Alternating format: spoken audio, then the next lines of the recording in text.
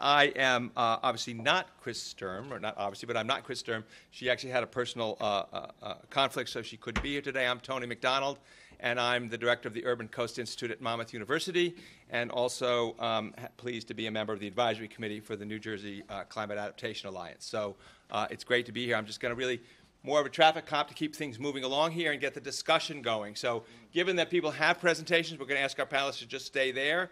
We'll ask them to come up in order that are in your program and give presentations. Again, given the time limitations, we're asking them to keep to about 8 minutes maximum so that we have time for exchange and discussion before we conclude at 4 o'clock, because there's a reception at 4 o'clock, and I'm not going to stand in the way of that. So we are going to, the bios are also in your material. So again, I'm not going to go through the whole history. If any of my speakers would like to say anything more about their background, I think it's pretty self-evident and pretty really extraordinary at the contexts of where they come from. So the objectives really today are really to sort of really where this is an ongoing partnership we're establishing here. And as part of the Climate Adaptation Alliance, it's not just about coming and listening to presentations, it's about figuring out where the connections can be made, where the partnerships are, and what actions we can take in New Jersey. So our panel, we have another one focusing on some of the infrastructure issues. Of course, you could move on and on that, and communities issues, but we're going to really be focusing on the people part of the equation, I think, here a little bit more. Of course, these all things are all interrelated. And so we have presentations from various sectors. And as I said, I'm just going to ask them to come up one after the other and give their presentations, if that works for my panelists, if that's okay. We're all set? So the first speaker is really going to be focusing a little bit from a public health perspective, something that isn't talked about sometimes as much as it should be within the climate arena, but obviously a very, very significant theme. So if I could ask George DeFerdinando to come up, that would be great. Perfect. Thank you very much, and I'm going to speed slide through my slides since they are going to be posted. I did try to set them up so that there are resources on them, but there's, the first message is there's so many resources on this. I'm sure everybody knows we are, dare we say, flooded with resources. So we are flooded with resources now. The question is picking the resources and trying to figure out what they are. So a couple of kind of key messages during my 8 minutes, but the first message is actually a question. So the question is the interval of interest 12 years or is it 12 months? I'll answer that at the end, but from a public health perspective, that's our key question. So let's go to the next slide, and there's the same darn thing, but here is kind of a summary slide. What are the health impacts of not just climate, but climate change? And if my first question is point number one, is it 12 years or 12 months? My second point is it's not just climate change, it's climate.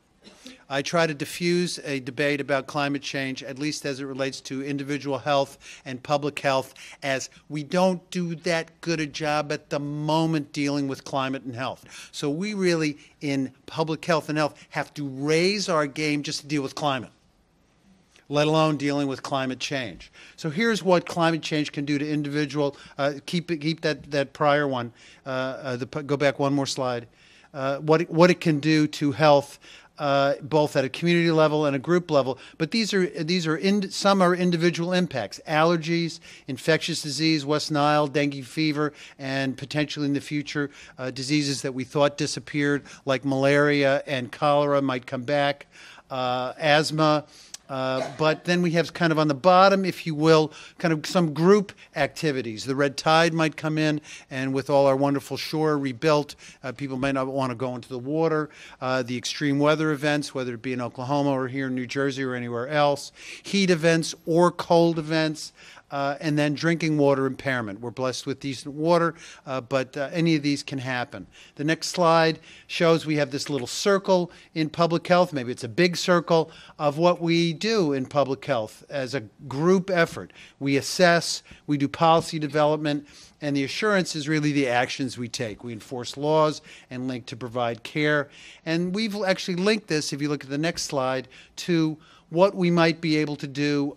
Well, actually, I'm going to skip this one in the interest of time. and look at what our friends worldwide think. This is the WHO. They're talking in terms of the impact on health as changing patterns of disease and mortality. Pretty much everybody can get together and you could probably name that one without having to sit through a talk.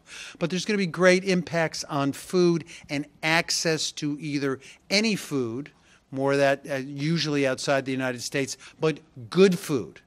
As good food gets more expensive. Some of you may have seen the New York Times article yesterday about the Kansas drought, the aquifer going away, people in Kansas are not growing as much.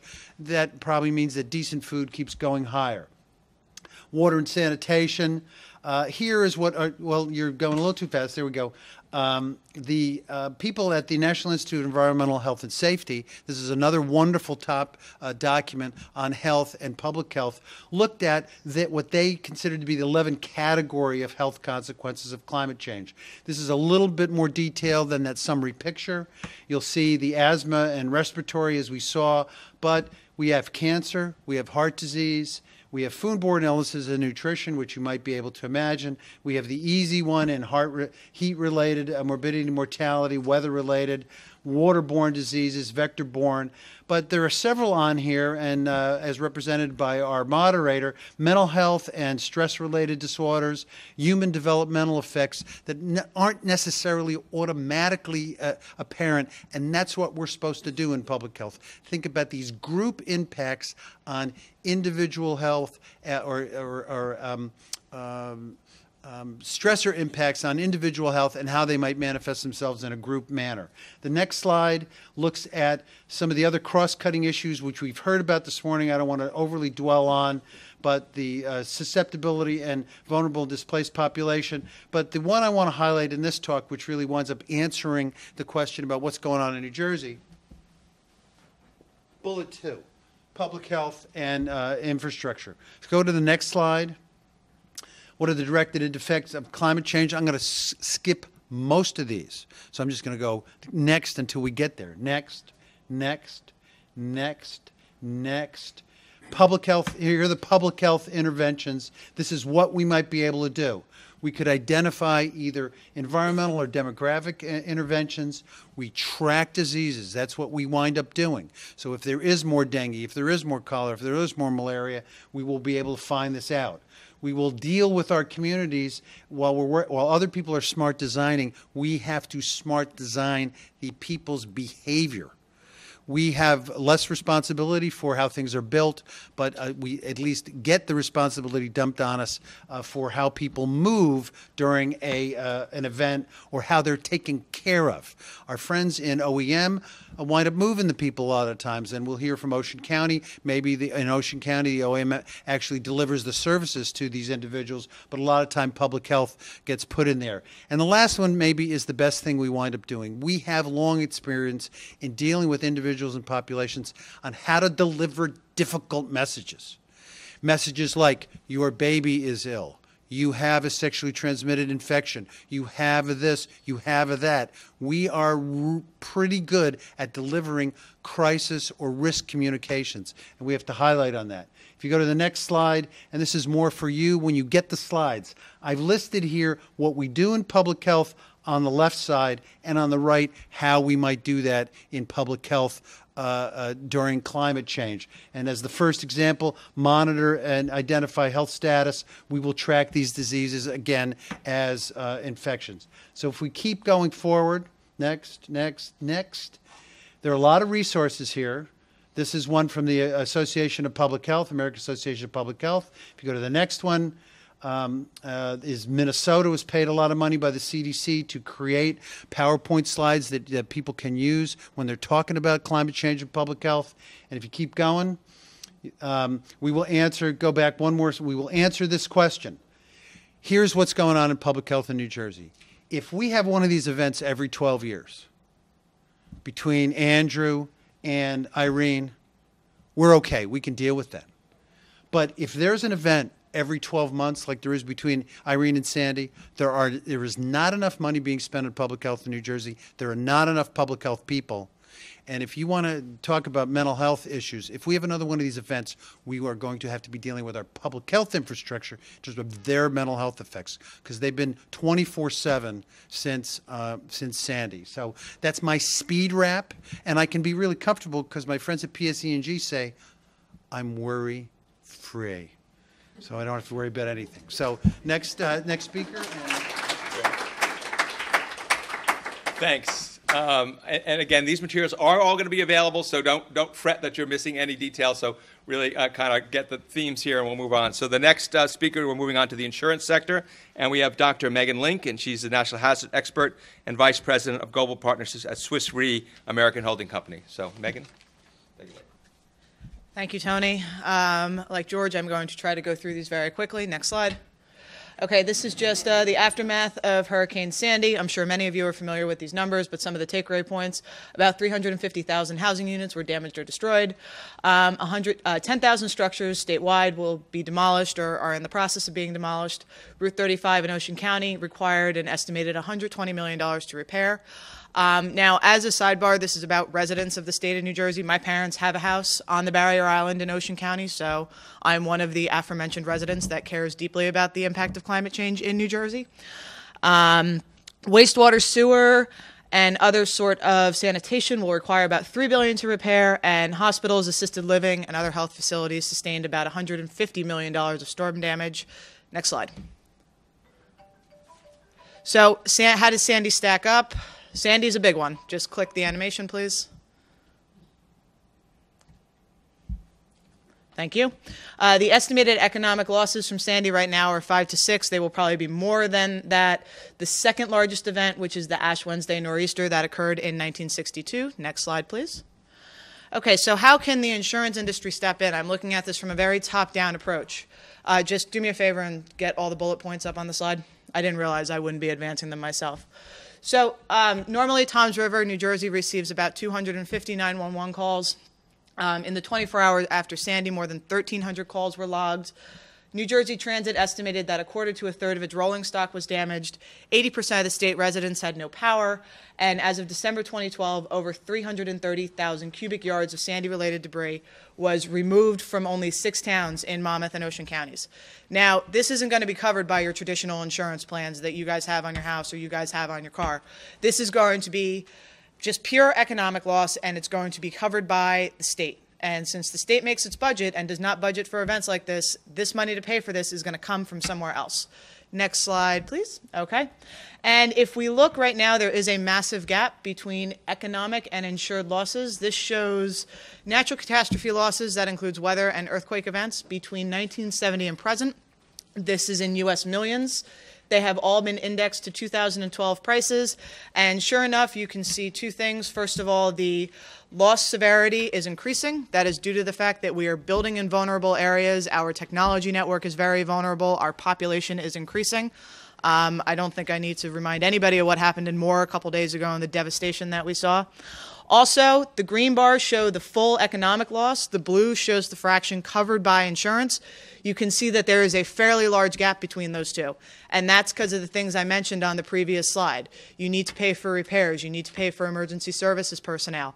And traditional insurance programs aren't going to cover that. Next slide, please.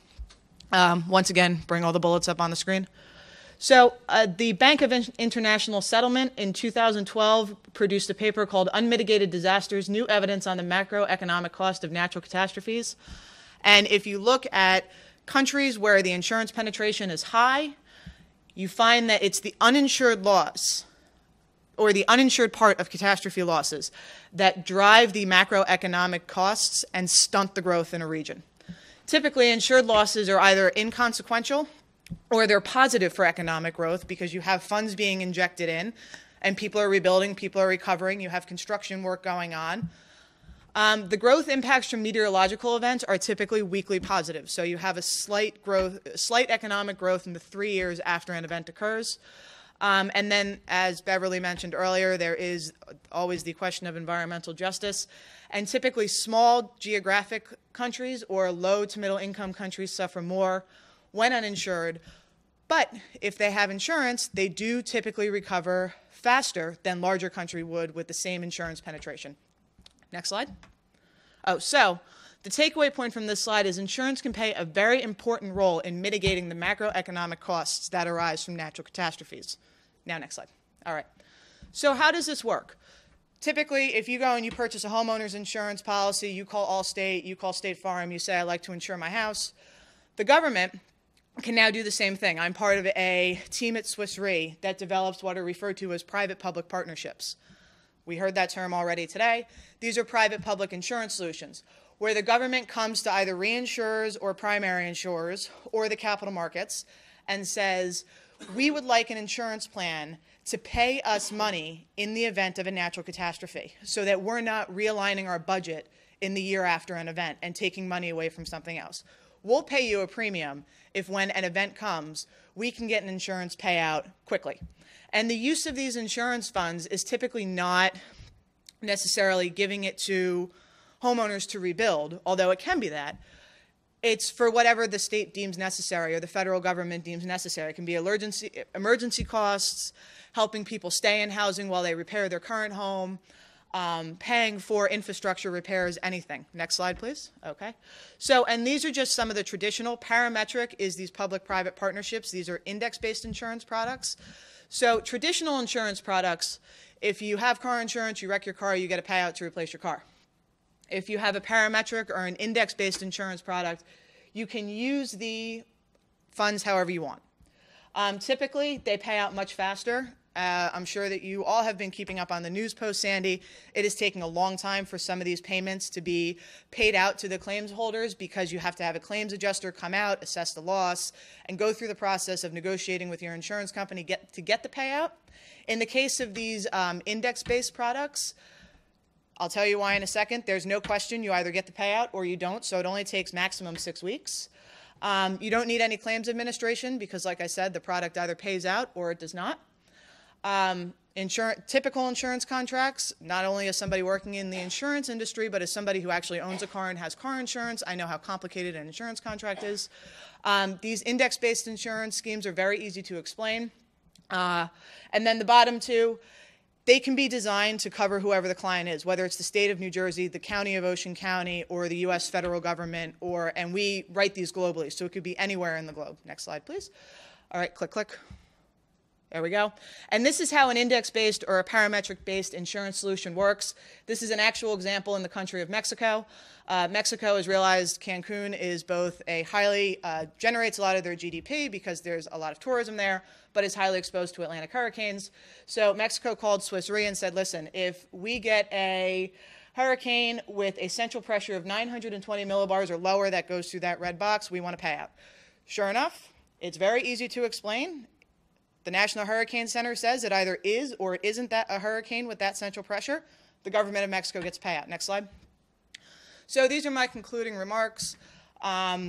This is a very successful venture. Just far, Swiss Re has a whole team dedicated to it. These are just 4 of our clients that have implemented natural catastrophe protection. New Jersey can certainly do the same. They are present in both developing on top the government of Mexico and the English-speaking Caribbean, and developed bottom the state of Alabama and the University of Texas. So there is a chance for the state of New Jersey to look at these public-private partnerships and use them as an overall risk management approach so that the next time a Sandy happens, which hopefully it won't, but it will, or it could, the state can get a payout immediately after the event and not have to worry about where the money's coming from. Thank you. I'm usually the one who speaks fast in these things, so this is really, I'm very at home. This is great. So we've got healthy bodies.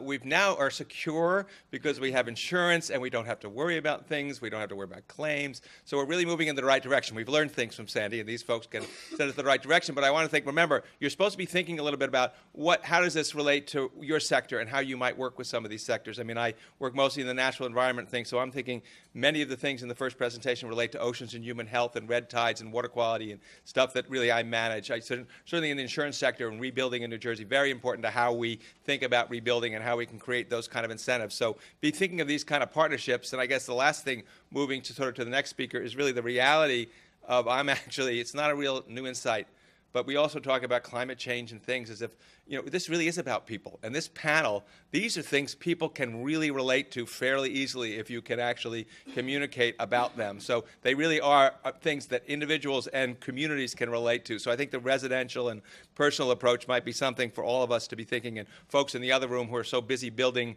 things might be spending more time in this room because I think maybe there are some lessons to be learned across these sectors. So the next sector is really focusing on social services, and it's Bob Clay. He's the Vice President and Chief Operating Officer of the Mental Health Association of New Jersey. Thanks. You'll be real lucky. I don't have anything to click, so we're in good shape. And if anything's going to cause mental health issues, it's insurance. Is that your summary statement? That's it. I'm done now. Thank you very much. Very quickly, I just wanted to touch base a little bit. The Mental Health Association has been involved with disaster preparedness and response for the last 10 years, and we're actively involved with Sandy. And of course, I brought the brochures and the posters in the back. We're involved in the crisis counseling program funded through FEMA. So we have actually 150 some odd people on the ground in the most impacted counties doing outreach and hearing what's going on. So it's really important that I think some of the lessons that we've learned from this aspect, because Sandy is a climate change impact.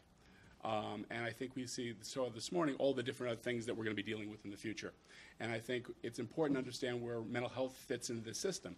And it's kind of good over the last couple of years, mental health is starting to come back in to be seen as a public health issue instead of that stigmatized thing that no one ever talks about. It's starting to become a little bit part of mainstream. Still 1 out of 4 people in the country don't access mental health services when they need mental health services. And when you have a climate change incident, a Sandy incident, that it's still there. So it prevents people from going out and reaching out for help. And it's also the issue of accessing for services. Is the service available? So I think a lot of this as we look forward and towards the future in the planning is really kind of building that community resiliency that we need. That's what I was looking for phrases that I could connect with, being from the social service world and the climate change world, and it's building community resiliency. And that's really kind of a critical issue because it's going to be the resiliency of the climate, of the infrastructure, but of the people. And that's kind of critical. We also have an issue, too, with policy issues about how people have access to social services. I'll use mental health, but it's a lot different. It's about the same issue because we're talking about things that are impacted and keeping our eye on the most vulnerable people, people that don't have access to insurance. With the Affordable Care Act kicking in October, we're going to have another 1 million people in New Jersey that will be eligible for mental health services that were never eligible before. But do we have the infrastructure to deliver that? Just issues that are building to address as we start looking at what the community is going to be. It's very interesting since we're out there in the field. New Jersey's impact of the people that we've been dealing with doing crisis counseling in the community seems to reflect the national research of the last couple of incidents, where right now, over the first 6 months of since Sandy, we're not getting a lot of people requesting mental health services. The things that people start dealing with starts building up the anxiety is after the impact. Post-traumatic stress syndrome starts coming out after 6 months, and we're starting to see that coming now. And these are really long-term, issues that we'll all have to face in the community. And I think that's really an important part that mental health can be kind of back involved with that as we move forward in the future. As a mental health association, we're providing some services, but one of the things that we think this is a great opportunity for us as we plan in the future is for us to be involved in organizations like this. We're also looking to do some research. Not a lot of research has happened about what happens to a social service system pre and post a disaster like this, especially in New Jersey. What is the mental health system like? What is the behavioral health system like? What is the increases in services? What are the decreases in services? And we have a project that we're going to be working with the Robert Wood Johnson Foundation and the Rutgers School of Social Work to kind of measure that. So I think it's a really important aspect that when we look at how this impacts on social service aspect, it's really kind of making sure we keep our eye on the ball. Again, the same issues that were talked about this morning. Who are the most vulnerable populations? Who are the people that get most impacted by a disaster? Our last speaker did some wonderful highlights of some of the issues about race, about access to services, about housing issues. I think we have actually some of the same issues going on in New Jersey that are just starting to bubble up when it comes to all the lost housing that we had in many parts of the state. Is it going to come back? How's it going to come back? And who's going to be living there? So I think that's a challenge for everybody, us in the social service world, because these issues are going to continue to happen. And I think it really depends on how we work together in partnership. And I think those active partnerships of seeing each other's points of view and really kind of seeing what the common issues are is really the focus that we'd like to take. Again, thank you very much, and hopefully have some nice discussion.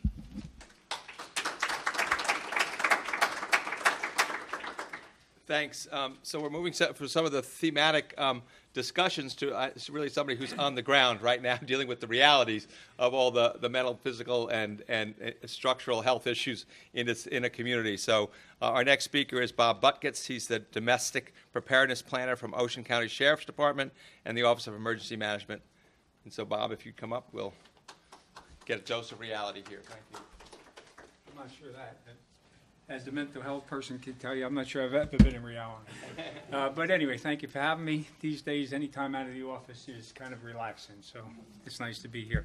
I just wanted to, I pulled something out when Megan talked, because every day I get a report about debris taken out of our waterways. And in Barnegat Bay and the ocean front in Ocean County, as of close of business Monday, we have taken out, or I shouldn't say we, they have taken out 33,123 cubic yards of debris, which include 59 vessels, 3 vehicles, and 3 houses. They still, of the targets identified, which is 2109, they've only retrieved 1297. I shouldn't say only. They've retrieved 1297. So I know you're all coming down to spend time at our shore this weekend. We're ready and open for business. Be careful with your boat, please. And there are 380 targets out in the ocean that are below the level where they can recover. So that's where we stand. But anyway, next slide, please.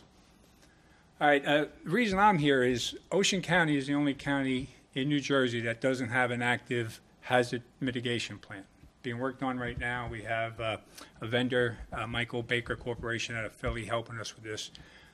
And although we've been lethargic, it's probably good from a climate change viewpoint because our plan is going to include sea level rise. I'm not sure if you're familiar with the plan, but the plan is revised and redone every 5 years. So we're going to start out slow, sort of break the public and more importantly, some of our local politicians into reality, but it will be in our plan and it will be upgraded every 5 years. Next slide, please. This is the Route 37 bridge, or you could actually say bridges because there's 2 of them, at mean high water today. All right, so that's what it looks like. In Ocean County, we have a barrier island, which is Long Beach Island. Incidentally, that's where I live. And then what we call the Barnegat Peninsula. You may have heard of it as the Northern Barrier Island, but it's really not an island. It goes from Point Pleasant Beach to South Seaside Park. So that's what it would look like at high tide today. Next, please. All right, that's Hurricane Sandy. And just to show you, the forecasters, at least the European model, did a very good job. If you saw the original European forecast, it almost would overlay that. Next slide, please. This is that access and egress to the Barnegat Peninsula. Route 37 bridge, the Mathridge Bridge, is the small one that's coming in, or lower one, I should say, and then going out is the other one. That is, hang on, I got it right here. That's the day after the storm at 2:45 p.m. So that's about 22 hours after Sandy. You can see it's not overly flooded now, but you also can see it was. That bus didn't get stuck there. We're blocking traffic with that bus in case somebody tried to come over. Next slide, please. All right, this is 2050. We're going to the future here, and the purple area is what they see for sea level rise. You take a look at it, the access and more importantly the egress or evacuation route is still pretty good. You see a lot of purple, but other than the one spot by Route 35, which is the yellow line going north, the rest of that purple, there are no homes, there's no bridges, that's a wetland island. But you will see a few people a little affected, just normal high tide, no storm, no Sandy. Next slide, please.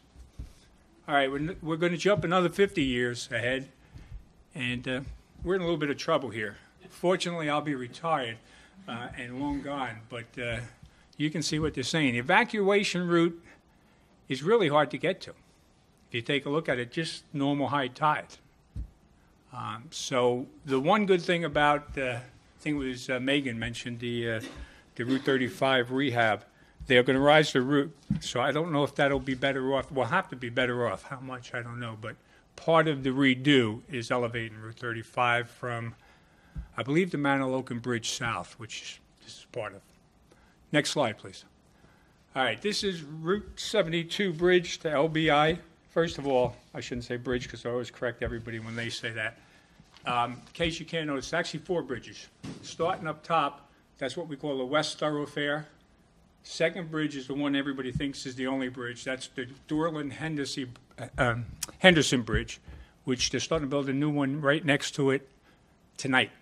Is the first night of work on that. And then if you look after the wetland-type islands, that's what we call the Bonnet Island Bridge.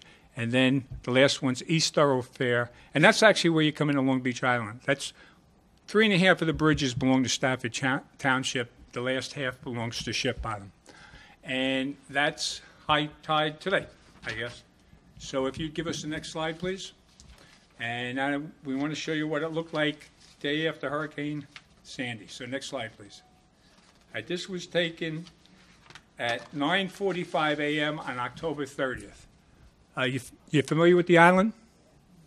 That's Route 72 or 9th Street where you come in. That's the Wawa, and Long Beach Boulevard's the next thing. That's Ship Bottom Police. That's how they patrolled that day, right there. So this is 15 hours after the storm surge, and that's how they were getting around. Next slide, please. All right, here's that same route, 2050, and you see the purple. You see a little pocket. You go up. That's actually Surf City, where you see on the island. You see flooding. There's a block or two, just regular high tide's going to have trouble getting off their street. Fortunately, it's where the island's widest, and you have 3 paths to the bridge from there. You go a little further north, you only have one. You go a little further south, you only have one. Next slide. And this is what it looks like in, 83 years from now?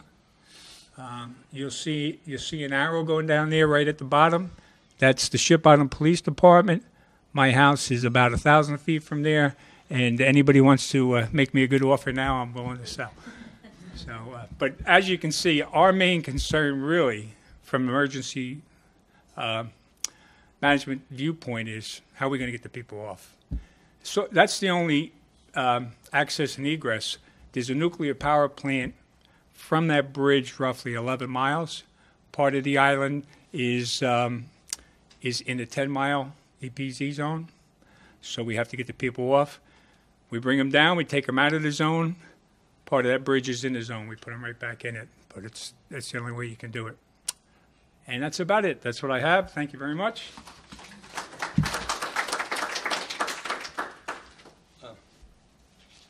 Thanks, Bob. And again, how many folks are familiar with county hazard mitigation planning? Again, a lot of this has been a little bit kind of the purview of the OEM managers. You know, now I think with some of these discussions, we're realizing that maybe it's not only the OEM managers. They need help from the scientists to do the sea level rise and help from some of the social scientists to understand the vulnerable populations. So I think that's some of the changing you're seeing here and opportunities maybe for people to get involved in activities. Yep. I'm glad you said that because actually we started our plan. We signed a contract the week after Sandy, and Lisa Aramuller from Jacques Cousteau Center and Martha Maxwell Doyle from Barnegat Bay Partnership, who helped us all along get the plan going, actually held the first couple kickoff meetings. Partnership is great down there right now. It really is. Great. So that's what get your thinking caps on to be thinking about those connections, because that's what we're going to talk about at the end of the session of the presentation. So the next presentation is on focusing on water resources, and somebody who's been around the state for a while, dealing with a lot of and we're stinking with Rutgers University people on this panel. So Monmouth University is happy to have all this expertise here. So please welcome Dan Van Abs. He's the associate research professor from Rutgers to talk about water resources. Thank you. Okay, so my job is to talk about water resources as opposed to water utilities, which is what I mostly do. So let's start out with the next slide. The issue, of course, that we first deal with is with climate change. We're expecting global warming, so we're going to be warmer. Well, so is Georgia, is warmer. So what does it really mean for us? Issues that you can see from this slide, the typical hydrologic cycle. More evaporation from streams, ponds, reservoirs. That will change water availability. That will change how much water we have available for both human purposes and for ecological purposes. But it's hard to know how much it's going to change because there are all sorts of complicating factors in there. Next slide. More transpiration from plants. And so that is going to require more water to maintain growth. People irrigating their lawns, people irrigating their agricultural acreage.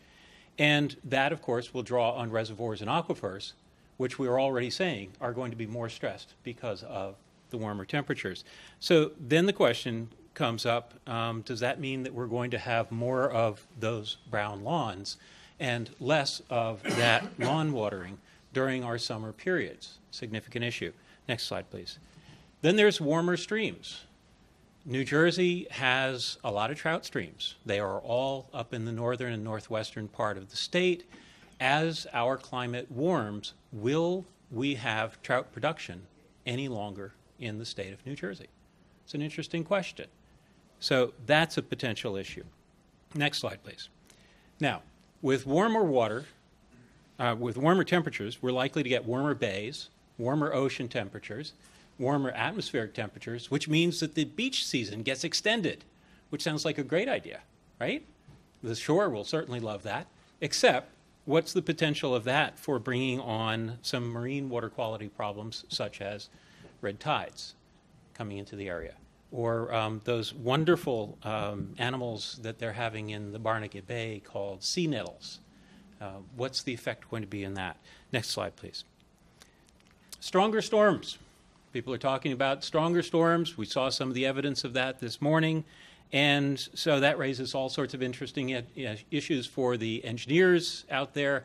Our stormwater systems are generally geared to collect up to about the 25-year storm for the collection systems. What happens if the 25-year storm becomes a 5-year storm? We're going to see a lot more of this, street flooding, because our system simply will not be able to take it. And can you imagine the cost of replacing tens of thousands of miles of stormwater systems in the state of New Jersey? Not likely to happen very quickly. Next, please. Then, of course, there's the issue that with stronger storms, you have more runoff going into streams. More runoff means more energy, means more stress on the streams, and what you get is that stream banks and so on are get blown out. It changes the stream ecosystem, and so that will have all sorts of implications for the state. Next slide, please. Then there's the issue of reservoirs. New Jersey's reservoirs compared to the national reservoir scene that you see out there are relatively small. We have a lot of relatively small reservoirs. And so they tend to be somewhat vulnerable to short, sharp droughts, and they're especially vulnerable, of course, to things like the 1960s drought. So if in this process we're going to have more and more severe droughts than we have had in the past, this is the Jersey City or Boonton Reservoir back from 1980. Which was a really nasty drought. Many of you may remember it, and it didn't hold a candle to the 1960s drought. When my brother actually walked across the bottom of this reservoir from one side to the other. So what are the implications for our reservoir systems and for our aquifers? We may have more drought restrictions in our future, which has a direct effect on people. on individuals here. And finally, next slide, please. We have fire-dependent ecosystems in the state of New Jersey, the Pine Barrens especially. Fire-dependent ecosystems are supposed to burn. That's what they do. That's their natural tendency. But what happens if we get warmer periods with droughtier times, less soil moisture, and then somebody sets a spark off, or they just get a lightning strike? We may see more of these. And we have not a huge population density down in South Jersey, but we have absolutely seen some severe effects on people from the fires we've already had. Just imagine a 100,000-acre fire in southern New Jersey. Thank you.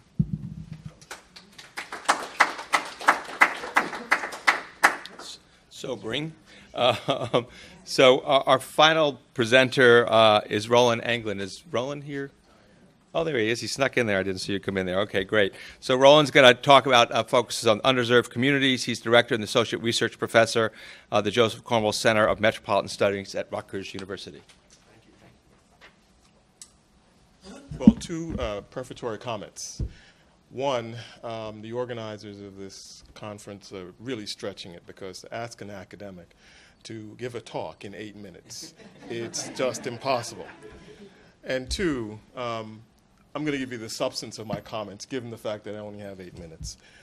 Preparing underserved communities for climate change is really a political issue. It is really a political process. And that's what I'm going to try and emphasize here. So why don't we go to the next slide. What's my personal link to the topic? Well, I study cities, I study communities, but for the last 7 years I was engaged with the foundation community, the National Foundation community in the Gulf region, to really think about how to help, through grant making, bring sustainable communities to places like Wayport, Mississippi, and of course New Orleans. At a certain point, my relationship to those foundations changed from one of helping to think through grant making to one of putting this all in context and saying, what can we learn from other contexts around the world? So I got to visit neat places like Kobe, Japan, Aceh, Australia, and I learned some really interesting things about how underserved communities in those countries were served by recovery planning. It would put us to shame. I'll give you a quick example. There's a housing project in Tokyo. You know, Tokyo, they're subject to earthquakes. Well, that whole housing complex is geared towards, one, educating young people, children, adults, about the prospect of an earthquake. It's really in their front burner. In the back of the housing project, there is a field, and people know that if an earthquake comes, they should shift right to the open field, and they know where to get tents and how to procure running water. The whole system of the housing project is structured around steam and other energy uses that can get the building back up. Now that's thinking prospectively after a disaster. Well, climate change is a little bit more difficult. So let's go to the next slide. It is not about, well, I was going to say here, this is what I learned, but you can see it and you can read it later on. Why don't we go to the next? Recovery planning is different from planning for climate change. One, the full effect is not felt and won't be felt for some time. And if you're a student of politics, you know that there's a natural tendency to resist change without full information. In my business, it's called incrementalism, and that just drives American politics, and it for good and for bad. Madison and the rest of the founding fathers had something going on there. Some of it was good, but a lot of it was bad if you're trying to prepare for something like climate change. So I recognize that there are privileged communities that are spatially vulnerable, but I'm looking at marginalized communities that are spatially vulnerable. And what do they need to be in terms of help? Well, we got to recognize the challenges.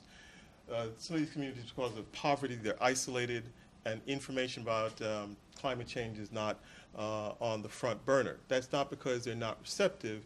It's just I teach my kids about climate change and other things, but in many respects, I'm a privileged person.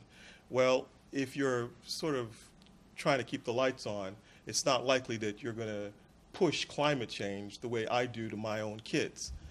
And, you know, it's also self-definition about the relevance of climate change reinforced by a larger narrative. I hear people say the poor shouldn't think about climate change. They should be thinking about how to get out of poverty. Well, that's a reinforcing narrative, and they take it on, and so climate change isn't on the political agenda for underserved communities. Well, I think that underserved communities is a proxy for poverty, and if I'm wrong, then tell me. And so if that's the case, poverty reduction is crucial to preparing underserved communities for climate change.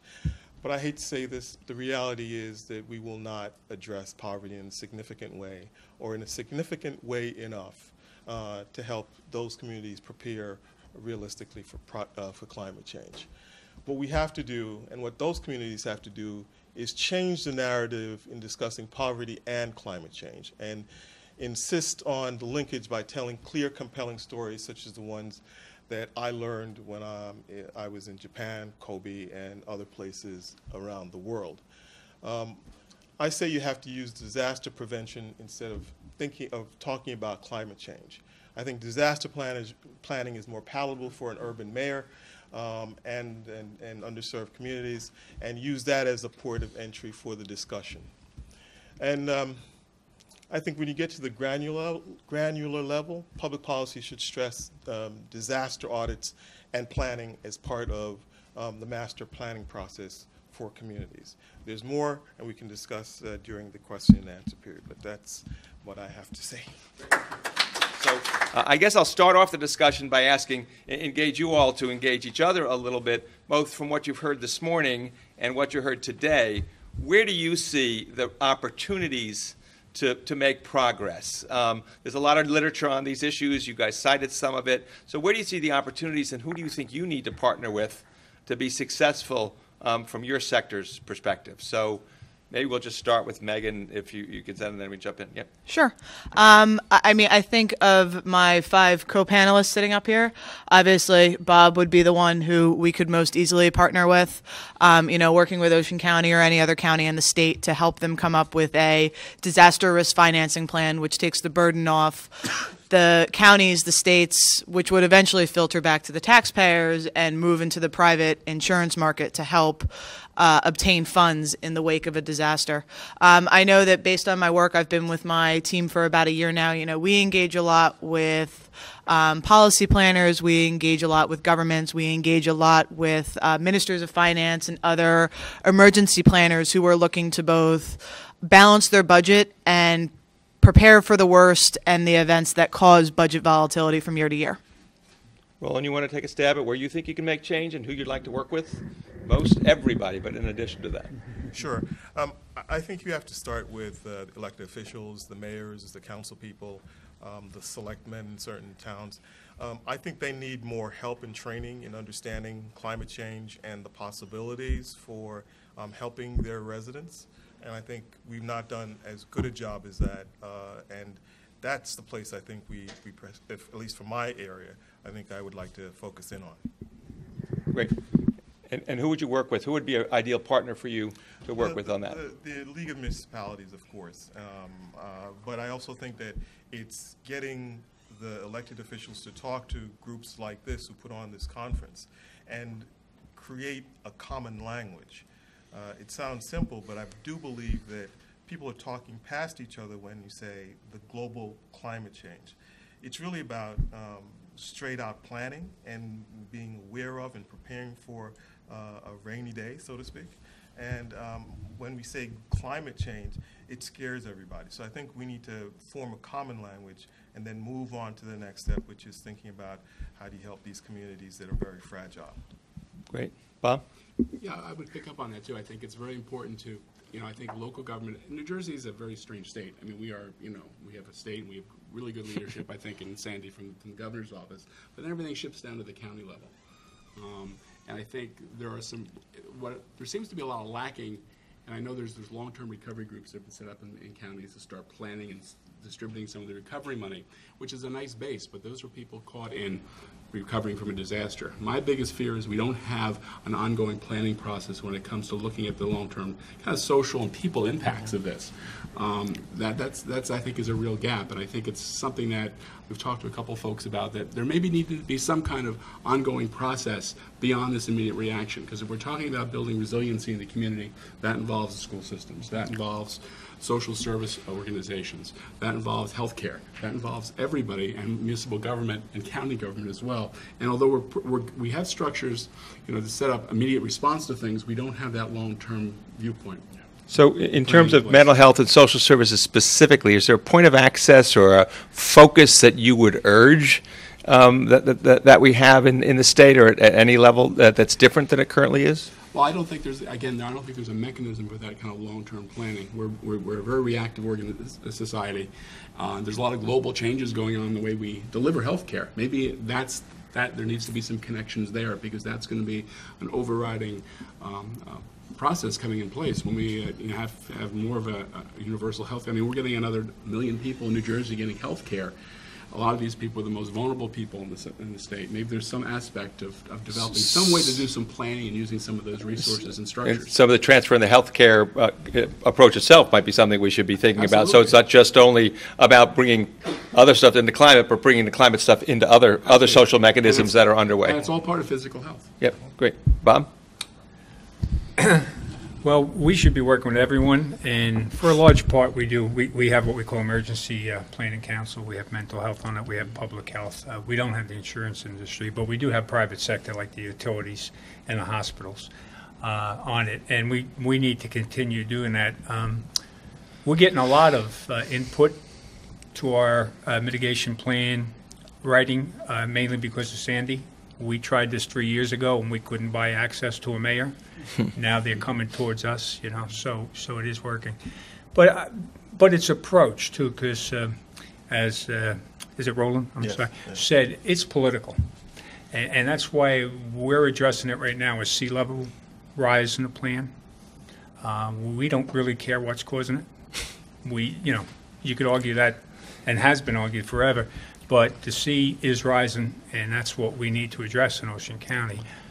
Maybe as we go down 5, 10, 15 years, we might get a little bit more into the science. But the matter of the fact is, it's rising, we got to do something.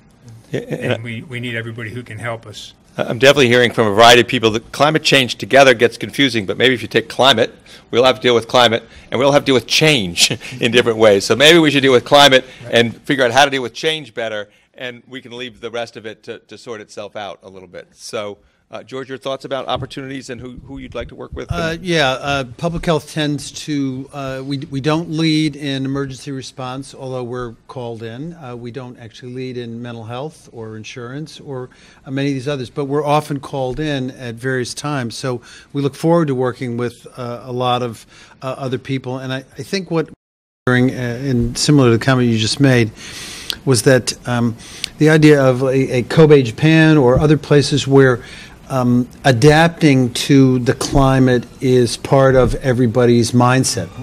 Now, they may, in certain places, do it better, and it's hard for us to imagine, but I think there are places in the United States, actually, that have accepted dealing with climate on a more routine basis. My sense in New Jersey, we're still seeing it as we deal with climate in an emergency. But I'll be pleased or more reassured, let's put it like that, when we start dealing with climate on a day-to-day basis, planning on a day-to-day basis on our dealing with climate. We'll be a lot more resilient during emergencies if we're dealing with climate on a day-to-day basis. So it's not just an externality. It is something that needs to be thought of very differently. Great, cool. Dan?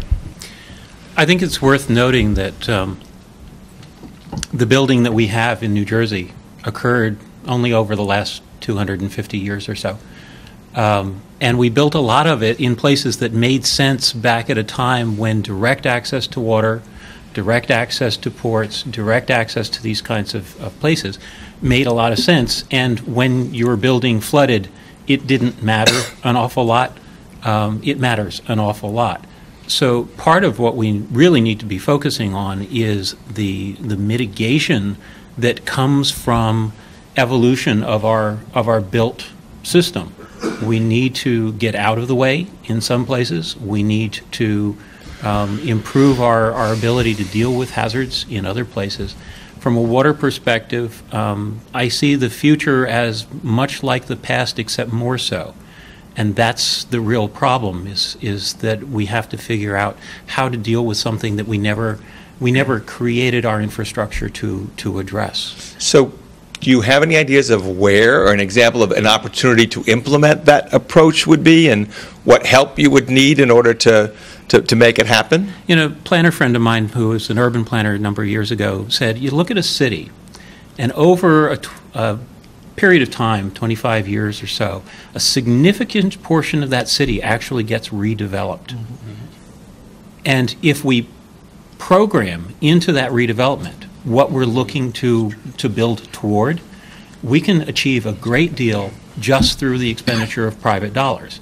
But it takes planning, and it takes a sense of where we're going to. And let's face it, people have two problems with global climate change. One is they really can't feel global, and they really don't understand climate. I've spent my whole career at that cusp between what people in the technical side say and what people in the policy side say, and they speak different languages. We need to come up with some common terminology that everybody can grab onto and say, I understand what you're saying, and yes, we can do that. And I guess I know what I've been saying lately. Now that resilience is on the New Jersey Turnpike on the billboards, we in ways that are meaningful, right, and that are specific, and that actually are measurable. Otherwise, people are going to be saying we're just building more resiliently, and everybody goes, "Oh, great," and they'll walk away. So I do think there's also, we have to find a common language, but make sure that we're disciplined in it in ways that are measurable. So I really want to get folks involved in this discussion. So we have some ideas up here, but I'd like to hear from you in terms of any comments you have on what you've heard or anything that your sector. So introduce yourself and who you represent as well, just so we have a sense of who's in the room. Yep. Yeah, Paul Portosowski, Hopewell Township Administrator and Engineer. It's an interesting dynamic. I think it's multifaceted. I think first off, what Margaret Davidson said today is basically we're all here because we get it. We need to reach the people who don't get it, and I think let's not be afraid of the politicians. I think we have to get out there and start doing this. I mean, today I've already called our mayor and said I'm going to run these videos on our cable channel to start the process. And kind of what Dan said, I think that, we had three examples. I mean, we've had 3 rainfall events, in the past 4 years, 8-inch rainfalls in about 2 hours, and a lot of damage. We've been sued because we approved building permits, on properties that are adjacent to storm sewer systems that flooded. During Irene, because of the infrastructure, because of the saturation levels before the hurricane, we had a car that got washed down at Stony Brook. There wasn't one emergency service provider that could reach that individual. We have our town's 60 square miles with a lot of different roads. They couldn't get there because all the roads, all the access routes to that point were flooded. So it's something that's a dynamic that we have to start really considering in the infrastructure change. So what would be most helpful to you in your role to start addressing those issues? Well, I think communication and really start looking at that redevelopment component of it, to start thinking about the infrastructure and how we can start, at least look at your critical areas, critical segments of your population, and find out how you can access them. Educate them, because when someone says shelter in place and everybody says ha ha ha, and then they have to shelter in place, and people with heart machines aren't working, and we had places that were landlocked because of the power outage. We had to send people in on foot to help the elderly deal with their issues. So a lot of that was communications. We met with people in multifamily buildings, and they said, well, should we go out? Should we keep stuff on our porch? And it's like, don't open that door in the middle of an event like that, because you just shouldn't be outside. You'll be impaled. And they just don't know. A lot of people have no clue how to deal with a situation like this. Great. Any other comments, questions from the audience? We'll go in the back first. Yep. My name is Tom Steinfeld, and I'm a communications consultant to the Georgetown Climate Center. And although we're not based in New Jersey, we're looking to partner not only with folks here at Rutgers, but with other people working in this space. And so this idea that was mentioned of developing a common language is really at the crux of the work that I'm doing right now. And in terms, also in developing this common language, we also need trusted messengers to communicate those messages. And the comment that was made by George about the public health professionals being good crisis or risk communicators, I was wondering, do you have any examples or insights into how that is happening in regard to this topic? Certainly. Yeah, actually after 9/11, the Centers for Disease Control put a lot of money into what is called CERC, which is Crisis and Emergency Response Communication. Traditional risk communication, as briefly as I can make it, is you go to your doctor, you go to your nurse, or you talk to your public health professional. They attempt to have you understand the risks you're under, and they try to empower you to make the choice. This is going on in your life, you're eating this, you're doing that. If you exercise, this will be the outcome. If you don't, and wouldn't you like to take the reins of your life and do that? Risk communication is extremely different. Or crisis risk communication is very different than standard risk communication. Crisis risk communication is, in fact, the governor saying, get your ass off the beach. It's a very straightforward message. It tells you what you need to do. It leaves no wiggle room. And it gives you some idea. And so that one, which was from Irene, and the other, if you're still in the water, we're not going to come and grab your rear end out of the water. Those are actually classic crisis risk communications. And we're probably in climate and climate change on the more empowering side. The classic health or healthcare. We're explaining to people what the risks are going to be associated with climate and climate change, and getting them to act. Because we're not really trying to get people to run out of the room today. We're trying to get them to act on these things on a day-to-day basis. And only when you empower people, give them the information, empower them, and let them make the choice, does their behavior actually. There's actually sustainable behavior change, as opposed to scaring. I thought I've heard some suggestions, though, that we need to narrow that gap in this area and find those issues that may be a little bit more immediate, so that you can be a little bit, not directive, maybe that's the right. Well, but I'm hearing some people suggest that we need to find nearer-term crises or nearer-term issues that are more immediate in terms of what people's motivations are, whether it's economic health or whatever. This is a classic issue in public health as to, frankly, whether you scare the pants off them, or you can own, and this is just my own, I'm getting to my own personal experience, but also working in public health. You can only scare the pants off people so many times. Oh, yeah. You really have to get to the point where you're sending the message in a empowering way so many times that they internalize it. And so we have opportunities, bluntly, during Sandy or after Moore or in other circumstances, to send certain types of messages, but it's the day-to-day messaging that will finally sink in, both with the affluent, well-off community, but the very hard-to-reach. And I know I'm going on too long, but let me give you one more. You only had about 8 minutes, and you covered a lot already, so that's fine. Please take it back. Take back the time. Our federal government, after 9/11 and through the past 12, 13 years, has come up with all these things that people are supposed to do to make their homes safe. One of them includes having 3 days' worth of water. I can tell you that there are plenty of people in New Jersey who they don't just have the money for 3 days' worth of water. They don't have the space in their homes for 3 days' worth of water for the people in their home. It's just not a logical message that's being sent, and to me, that turns people off, because you're telling people to do something that has no chance in reality of being done. Any other quick comments on the communications aspect from the other experiences, or do you want to move on, Dan? One that I'd like to throw out, and this may sound backward, but before the next disaster, we need to decide what we're going to tell people after the disaster. That's planning.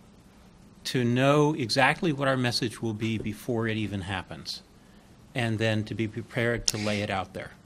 And I'm not sure that's as hard as people think it is, because I was, oh my God, we're so startled this all happened. And I was like, well, actually, we're not. I mean, if you look at the literature and you look at the predictions and you look at the framework, most of this stuff was actually pretty well predicted if such a storm happened. So we sort of know what the potential impacts might be depending on, and you guys associate risk all the time. So you have some realities that probably could be learned, and then we could prepare to transmit them, I presume.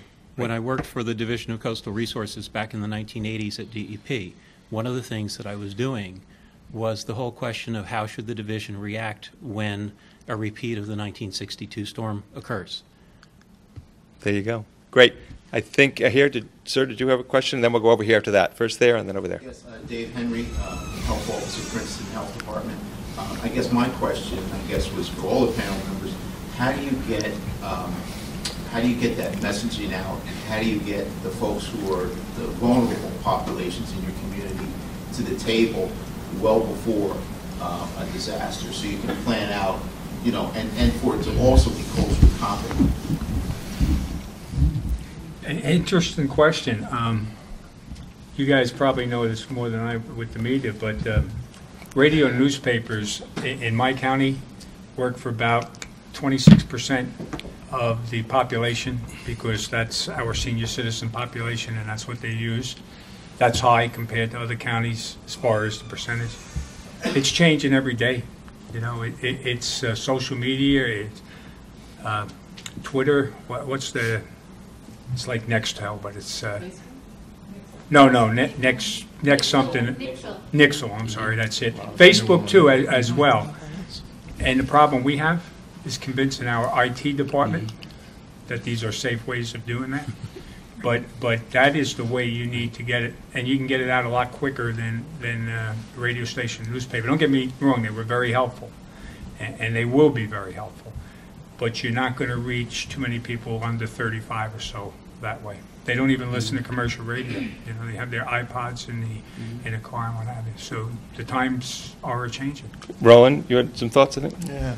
One of the things we learned during the Gulf storms was that faith-based institutions and other community-based organizations are great first responders. In fact, when the government couldn't reach certain communities because they were just isolated because of the ravages of the storm, the faith-based community was able to address their needs. But in urban communities in New Jersey, you don't necessarily have to rely on the faith-based community. Over the past 40 years, this nation has built up community-based organizations called CDCs, Community Development Corporations, and they have varying levels of capacity. But they're a great group to do something like this, to be prepared for a disaster, because in some respects that's their mission, to help these communities become strong and resilient. But we haven't engaged them in a way, I think, that is meaningful around sustainability and helping to prepare communities for a natural disaster or climate change. I would just agree with that. Oops, excuse me, sorry. I just agree with that 100%, because I think that's part of that community-based planning process. Right after Sandy hit, we just ran to the shelters, our people, and we're dealing with so many different people that were just picked up, bussed in with no communication whatsoever through other organizations. But they are connected to the food banks. They are connected to their churches. They are connected to social service agencies, but those aren't really built into this fabric of network of educating people what to do and how to do it and communicating. It's going to cost spending money, but everybody does have a cell phone, because everybody has a free cell phone in this world. There are communication tools we could use, and I picked up what you were saying too. Government has to say this is how we're going to communicate. It's not just put a siren on and put a TV commercial on. I think everyone's watching, especially when those services go out. Megan? On the insurance side, I think it's actually interesting how much technology is helping reach the lower income populations, which there's 4 billion people in the world that we refer to as the bottom of the pyramid, which means they live off less than $4 a day. And right now we have microinsurance products in Haiti, and microinsurance isn't that the impact of it is small, it's that the premium that it generates for a company such as my own is fairly small. But we have microinsurance products in Haiti that settle on satellite rainfall and help women who own small businesses in Haiti recover their losses after an earthquake, a heavy rainstorm, or a hurricane. and we have other ways to settle the hurricane and the earthquake. But I think it's also interesting how technology is coming in to get back to that point, because what we're finding is as we go into more of these markets where the bottom of the pyramid population is very prevalent, the use of cell phone information, and even having them do something as simple as if the insurer goes in and provides a phone and says, in the event that you suffer a loss, please send a picture, or we have programmed your phone so that you can pay your premium, which for them might be 25 cents, but it's something that could give them a payout after a catastrophic event occurs, that can really help these low-income populations start to understand and utilize the benefits of insurance and realize it's just not for people, wealthier populations or higher income or developed economies. Great. Other comments, sir? Yeah, John Herb, I'm a reporter with New Jersey Spotlight, even though I don't sound like I am. Question for Bob Butkus. I was hoping you might be able to expand on your comments about the response of sea level to sea level rise. And I think what you said was, well, it's all political and we don't really care what's causing it. I mean, are you suggesting that there's resistance amongst your movers and shakers in your community to actually react to this in a way that you think is adequate? No. What I'm saying is the ones you have to convince are the politicians. Right. They're the ones who are going to approve the projects, and they're the ones you have to go through to get the grants. Right. So that's the political aspect. What I said about we don't really care what causes it, I'm talking about the emergency responders. It doesn't matter to us whether it's cyclical, climate change, or anything else. We have to respond, and we have to prepare to respond. So that's what I meant by that. But are you encountering, I mean, are you saying that there's resistance amongst, from the political point of view, on the part of politicians to doing what you think needs to be done to deal with the problem? We're not that far into our plan for me to state that. I could probably answer that next year. I think part of the implication may be that the term climate change might bring with it some maybe unrealistic political associations with it. So that as a framing for the response. So it's not, I think, I'm not asking for him, but for myself, it's not an unwillingness to deal with the scale of the problem.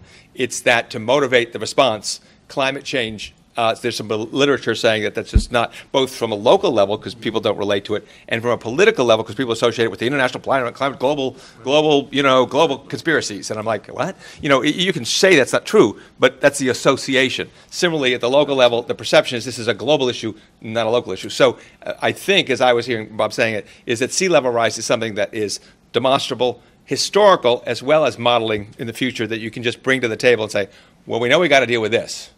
The extent to which it is climate-driven as a cause-effect is less of a concern to us from a planning or community response perspective. Is that fair? That's correct. From an emergency response or mitigation viewpoint, the cause doesn't matter.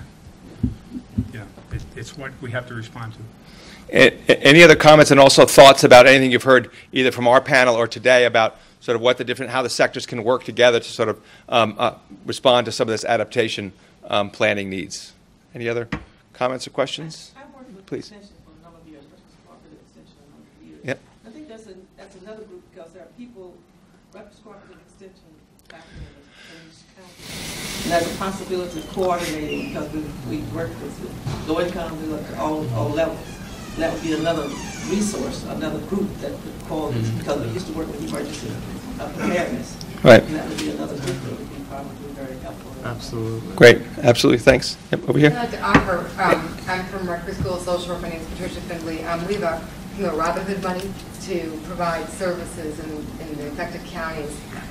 Part of our grant included the cooperative extensions, but they had a hard time figuring out how to work with us. They're on our payroll, they're being paid, but they had a hard time getting their head around helping in this area. They'll do nutrition supports, we'll sign you up for food stamps, but their role for them in disaster response wasn't very clear. I think that's part of the problem with the issue, with the whole global issue, is that we all have a little piece of the pie. There isn't somebody or some large body who's ultimately responsible. It's a very interdisciplinary, interprofessional response that is needed. But there isn't someone subgovernmental body who's directly to the state. Yeah, interesting.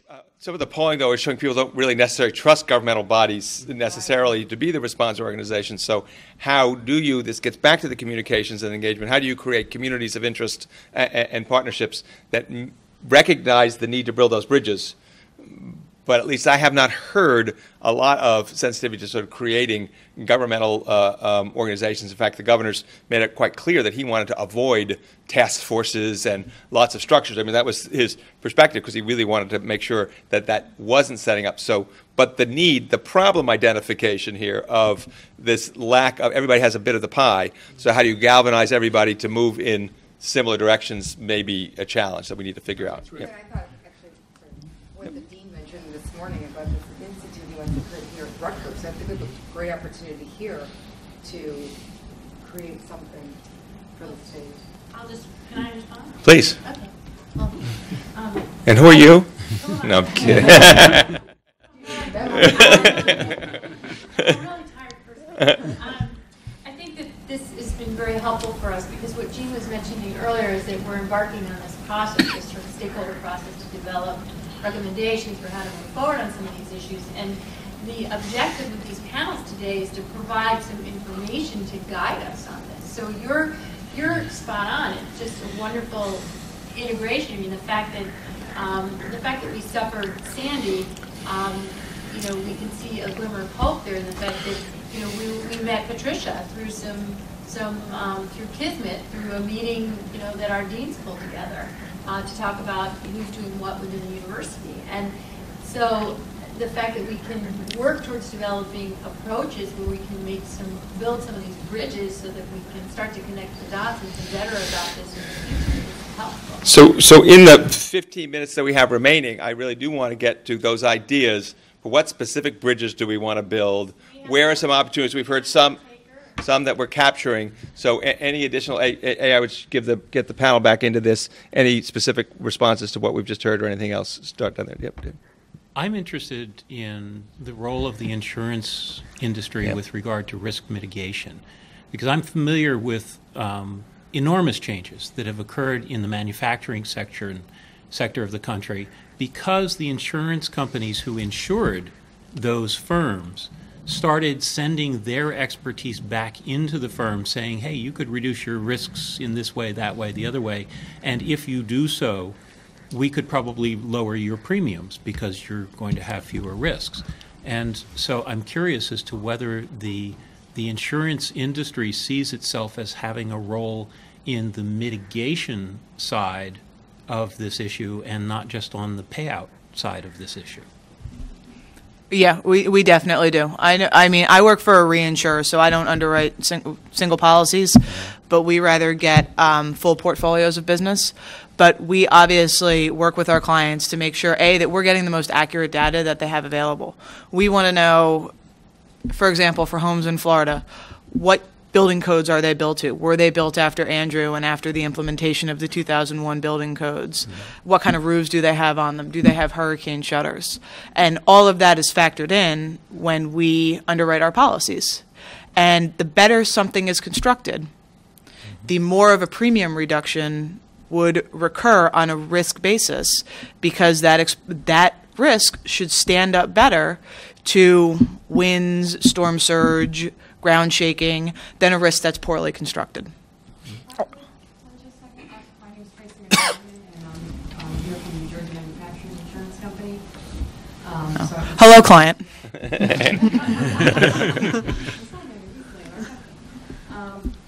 And we just recently sort of became affiliated here, speaking to energy and we in particular want to be a part of it for a couple of reasons. One, we write 98% of our business in New Jersey. New Jersey is our state 100 years this year in business, so we're excited about that.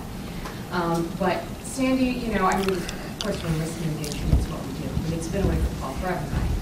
And we've always been in the business of, we work a lot in reinsurance with this company. We insure we inspect every home that we insure. Not every insurance company does that. It's a little bit costly, but we do that for reasons of making sure that, we know if you've got a problem, we want to talk to you about what you need to do do to protect your home so you don't have a loss. But I could go on and on, oddly enough, about insurance, which is not relatively not that exciting. But we definitely feel like we need to have a role in this. We want to be able to make it so that people can afford to protect themselves. And it is a balance, you know.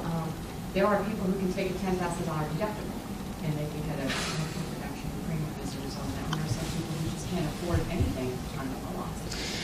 So it has to be very personalized. And we have a lot more information that reinsurance companies, some other modelers, et cetera, are able to give us. So we really personalize it and partner with our policyholders, really, to make sure when they understand, you know, what the risks are, what you're paying for, what you're not getting when you say I don't want that. I mean, Sandy's been horrible, you know, because all we want to do, you know, people think you don't want to pay. You do want to pay. I mean, we have a relationship with our insurance. You know, you want to be able to give them what they want when they need it, or what they need when they need it. And so communication, awareness, I think what's happening here, similar to what Marjorie was just saying, is a very necessary first step, because everybody's got varying levels of understanding of this issue, different stakes in it, you know, but the more that we can continue to get everybody talking about it and not stopping a couple months later when Sandy's behind us and, oh, everybody's thinking about Oklahoma, rightly so, but I mean, we still need to consider all of the impacts of what it's doing to our state. So this group and the fact that we can continue to try to do things with it, I think, is a very, very important.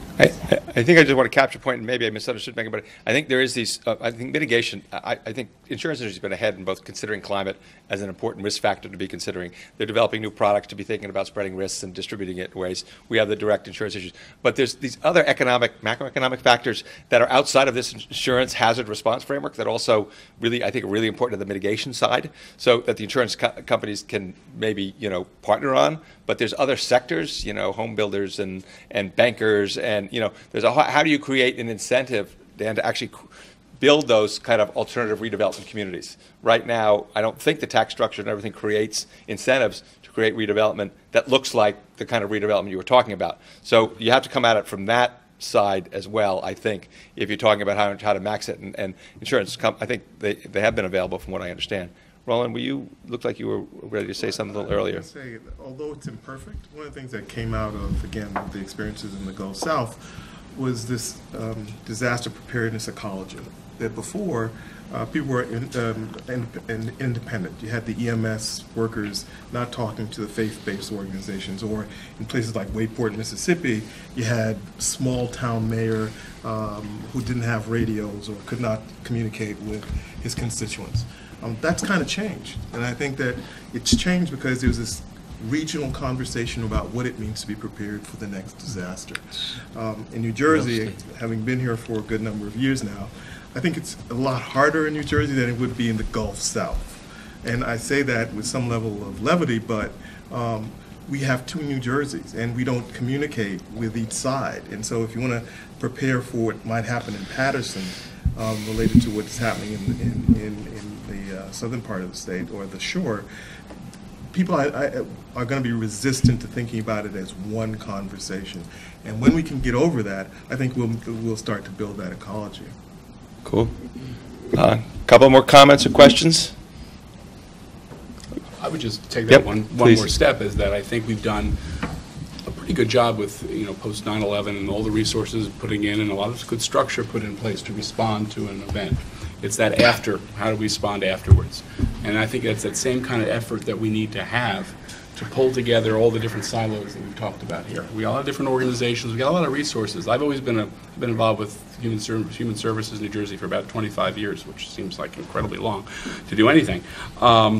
But we've always had a lot of resources in New Jersey. We have a lot of programs. We have a lot of incredible resources in academia, which we don't use, and human services and the state government. I think it's the time that we really just have to be able to kind of focus on that and give us an opportunity and a forum to really plan for that. Whether it's on a Rutgers level to start the kickoff, I think that's a great opportunity, because at this point, for the next couple of years, local government and local agencies are going to be still involved in this response process. It's going to take a long time to mitigate a lot of these issues. But I think this is a really good opportunity on this level to start that process and then maybe start bringing in some of the players to start those conversations of what do you do afterwards, and how do you really build that resiliency for the future? I think that's a pretty concluding note. I would say, though, I guess I would just add one friendly amendment to that is I feel like I'm inviting the same people to the same meetings all the time to have similar conversations. So if anybody can identify those 5 other people that you would want to be in the room that aren't in the room on a regular basis, that we can just start 5 people at a time. Margaret talked about one number, but I'm actually thinking just 5. I can't, they're all going to the same meetings, right, Bob? How many meetings do you get invited to every week on emergency planning or whatever, right? I mean, it's just sort of too many. So I do think this is a broader, I think we've already succeeded in the climate adaptation in broadening the discussion through this and other efforts. So we're broadening that, and we have a fantastic representation of that on this panel. But I do think that when we get to our implementation planning, we do need to be really make an effort to tell ourselves, who should I include? Maybe I should call Roland this week, and I've never called him before in my life, or maybe I should call somebody else and say, do you have any ideas for who should participate? So I would encourage everybody after this meeting to be thinking about that, because I do think that really is going to be critical to implementing any of the different kind of suggestions we had here, is bringing those other folks into the conversation and into part of the solution. So with that, I want to thank very much our panel. So join me with a round of applause. Appreciate it very much, and for your patience, and you have 5 minutes until the reception. Thank you very much.